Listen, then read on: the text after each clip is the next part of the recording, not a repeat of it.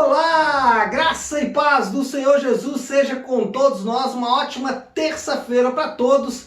Terça-feira, dia 29 de dezembro de 2020. Bom, o ano está terminando, né? Nós estamos aí finalizando mais um ano para a glória de Deus. Bom, vamos falar nessa terça-feira, como já temos feito, falar das 9 marcas de uma igreja saudável. Só para lembrar, o conceito de 9 marcas de uma igreja saudável nasceu na igreja Capitol Hill, em Washington, D.C., Estados Unidos, pelo pastor Mark Dever e sua equipe. Eles trabalharam essas 9 marcas para que uma igreja que é verdadeira, ou seja, prega o evangelho da salvação pela graça e administra corretamente os sacramentos, que essa igreja seja uma igreja verdadeira, mas também uma igreja saudável. Então a gente já passou aí por vários desses elementos que compõem as 9 marcas, por exemplo, pregação expositiva, teologia bíblica, evangelho, evangelização, conversão, membresia. E agora nós vamos entrar na disciplina. E quando falamos em disciplina na igreja, isso certamente causa um certo espanto.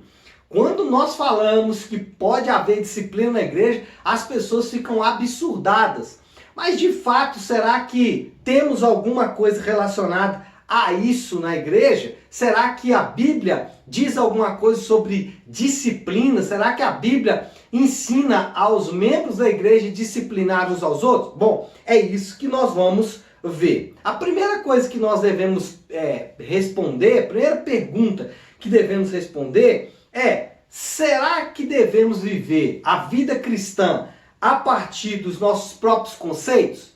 A resposta óbvia é não. Não, eu não devo viver a vida cristã da forma como eu quero. Eu preciso de balizadores, eu preciso de pessoas que me ajudam a balizar também. Por quê? Porque muitas vezes eu estou fazendo algo que é errado achando que é certo. Eu posso estar fazendo a coisa errada achando que estou fazendo algo que é certo. Isso acontece com frequência. Quem de nós nunca cometeu esse erro? De achar que estava certo, mas depois foi analisar e viu que estava errado. Por isso, a disciplina vai nos ajudar. Por quê? Porque eu vou ter pessoas ao meu redor que vão me ajudar a ir mediando, balizando os meus próprios conceitos. Por isso a disciplina é importante. Interessante que disciplina, ela é quase que idolatrada no mundo secular. Quando falamos de disciplina, por exemplo, muitas pessoas falam que os filhos devem ser disciplinados. Se não com castigos físicos, pelo menos com castigos restritivos, como não fazer determinadas coisas e assim por diante. Quando falamos de disciplina no trabalho, no mundo corporativo, é fundamental. Quando falamos de disciplina, pessoas dizem: olha, você precisa ser disciplinado e acordar mais cedo. Então, disciplina, ela é importante. Agora, quando falamos de disciplina eclesiástica, nós devemos destacar algumas coisas. Primeiro, disciplina eclesiástica é um mandamento da palavra de Deus. Nós temos na palavra de Deus vários e vários textos que nos indicam que devemos disciplinar uns aos outros, que devemos disciplinar as pessoas da igreja. Importante destacar que a disciplina não deve ser administrada somente pelo pastor, que a igreja como um todo deve exercer disciplina uns aos outros. E esse é um mandamento bíblico. Eu quero citar apenas 2 versículos aqui, só como exemplo.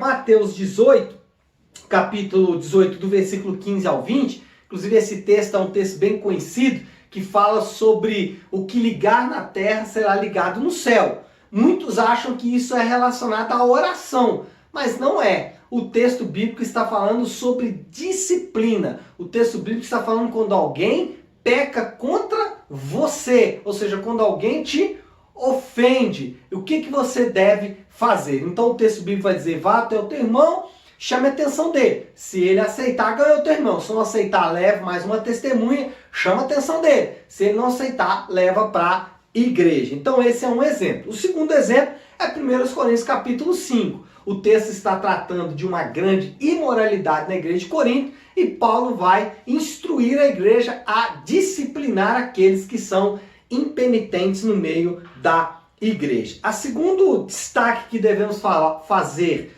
quando falamos de disciplina é que disciplina não é algo negativo. Todos nós precisamos de disciplina. Nós precisamos de disciplina no nosso casamento, nós precisamos de disciplina com os nossos filhos, com os nossos pais, nós precisamos de disciplina no trabalho, nós precisamos de disciplina nos estudos, ou seja, disciplina não é algo negativo e não devemos achar que na igreja isso seria algo negativo. Não, a disciplina na igreja é algo positivo. E quais são os métodos, né? Devemos destacar os métodos de disciplina na igreja. Muito antigamente, a disciplina estava ligada, por exemplo, a afastamento de ministérios. E de fato nós devemos fazer isso. Ao indivíduo que comete um pecado, ele deve sim ser afastado dos ministérios, mas não como punição, e sim como forma de cuidado daquela pessoa, para que aquela pessoa não se exponha, para que aquela pessoa não exponha os seus irmãos também, porque acontece muitas vezes de um indivíduo que peca, a igreja sabe e ele continua no ministério. Qual é o recado que se passa para toda a igreja quando aquela pessoa continua no ministério? É que você pode pecar, que não vai acontecer nada. Agora, métodos como retirar a ceia do Senhor dos indivíduos, isso não faz qualquer sentido. O método central de disciplina na igreja é o cuidado, ou seja, se eu quero disciplinar alguém, eu vou cuidar dessa pessoa, eu vou ajudar essa pessoa a superar aquele problema, eu vou me aproximar dessa pessoa e falar a verdade em amor. Muitas vezes você acha que é amigo de alguém, mas se você não fala a verdade em amor, você de fato não está sendo amigo dessa pessoa, você de fato não está sendo irmão. Irmão é aquele que disciplina em amor, tá? Então é isso, pessoal.